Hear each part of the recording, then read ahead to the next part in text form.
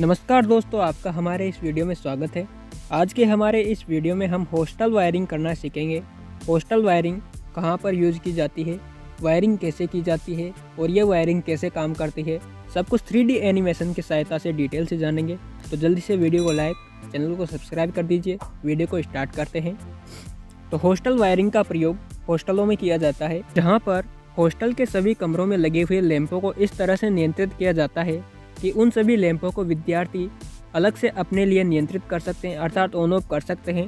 साथ ही एक अलग से स्विच लगाया जाता है, जिसके द्वारा सभी कमरों के लैंपों को एक साथ बंद किया जा सकता है।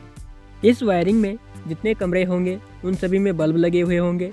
तो इस वायरिंग को करने के लिए जितने बल्ब होंगे उतने ही 2 वे स्विच की आवश्यकता होगी और एक अतिरिक्त 1 वे स्विच की भी आवश्यकता होगी।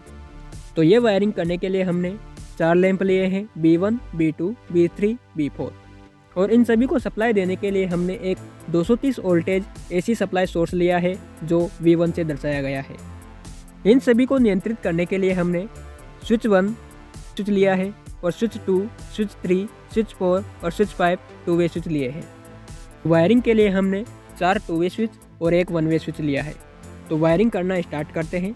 तो वायरिंग करने के लिए सबसे पहले सभी लैंपों के एक एक टर्मिनल को कॉमन कर देंगे और इस कॉमन टर्मिनल को सप्लाई के न्यूट्रल वायर से कनेक्ट कर देंगे। अब इस 1 वे स्विच के ऊपर वाले टर्मिनल से एक वायर लेंगे और इस वायर को सभी 2 वे स्विच के ऊपर वाले टर्मिनलों पर कनेक्ट कर देंगे। तो हमने इस 1 वे स्विच के ऊपर वाले टर्मिनल को सभी 2 वे स्विच के ऊपर वाले टर्मिनल पर कनेक्ट कर दिया। इसी तरह से इस 1 वे स्विच के नीचे वाले टर्मिनल से भी एक वायर लेंगे और इसे सभी 2 वे स्विच के नीचे वाले टर्मिनलों पर कनेक्ट कर देंगे।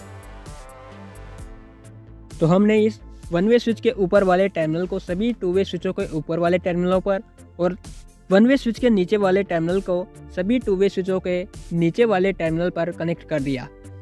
अब इन सभी 2 वे स्विचों के जो बीच वाले टर्मिनल बचे हुए हैं, इन सभी टर्मिनलों को इन लैंपों के नीचे वाले टर्मिनलों पर कनेक्ट करेंगे। तो लैंप नंबर 4 के नीचे वाले टर्मिनल को स्विच नंबर 5 के बीच वाले टर्मिनल पर कनेक्ट करेंगे। इसी तरह से लैंप नंबर 3 के नीचे वाले टर्मिनल को स्विच नंबर 4 के बीच वाले टर्मिनल पर कनेक्ट करेंगे और लैंप नंबर 2 के नीचे वाले टर्मिनल को स्विच नंबर 3 के बीच वाले टर्मिनल पर कनेक्ट करेंगे और लैंप नंबर 1 के नीचे वाले टर्मिनल को स्विच नंबर 2 के बीच वाले टर्मिनल पर कनेक्ट करेंगे और सप्लाई के फेज वायर को एक वायर के माध्यम से 1 वे स्विच के नीचे वाले टर्मिनल पर कनेक्ट कर देंगे। हमारा वायरिंग डायग्राम कंप्लीट हो चुका है। तो वायरिंग कंप्लीट होने के बाद अब हम इस वायरिंग में सप्लाई देंगे। तो जैसे ही हम सप्लाई को ऑन करते हैं तो एक भी लैंप नहीं जल रहा, अर्थात हॉस्टल के सभी कमरों की लाइट बंद है। यदि किसी विद्यार्थी को लाइट ऑन करने की आवश्यकता होती है तो वह उस कमरे के स्विच को ऑन करके उस कमरे के बल्ब को जला सकता है। जैसे हमने स्विच नंबर 3 को ऑन करके लैंप नंबर 2 को जला लिया, वापस इसी स्विच के द्वारा इसे बंद भी कर सकते हैं।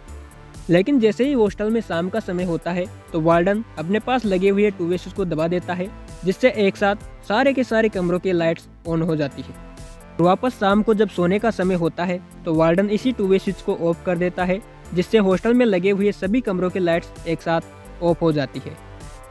लेकिन फिर भी यदि किसी विद्यार्थी को देर रात तक पढ़ाई करनी है तो वह उस कमरे के स्विच को ऑन करके उसी के कमरे की लाइट को ऑन कर सकता है। जैसे हम स्विच नंबर 4 को ऑन करके लैंप नंबर B3 को ऑन कर देते हैं और जब वो सोएगा तब इसी स्विच के द्वारा इस सप्लाई को ऑफ कर सकता है।